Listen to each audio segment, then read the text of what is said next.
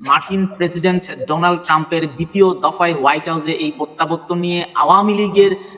মধ্যে ব্যাপক উচ্ছ্বাস।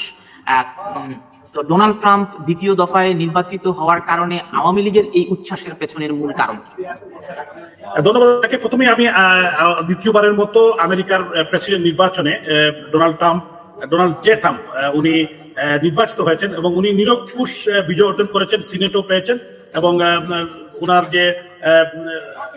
সব ক্ষেত্রেই ওনার যে বিজয়, এটা আসলে সমস্ত বিশ্ববাসীর জন্য একটি অত্যন্ত খুশির সংবাদ। এবং বিশেষ করে আমি কেন ব্যক্তিগতভাবে ওনাকে কংগ্রেচুলেট করতে চাই বা আমি কেন খুশি, এটা হলো যে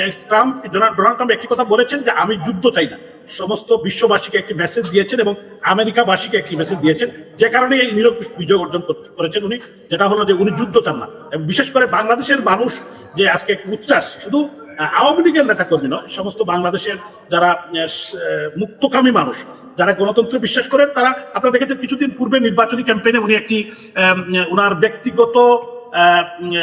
ফেসবুক পেজে একটি মেসেজ দিয়েছিলেন যে বাংলাদেশের যারা বিশেষ করে যারা সংখ্যালঘু উপর আক্রমণ, নির্যাতন, নিপীড়ন, মামলা হামলা,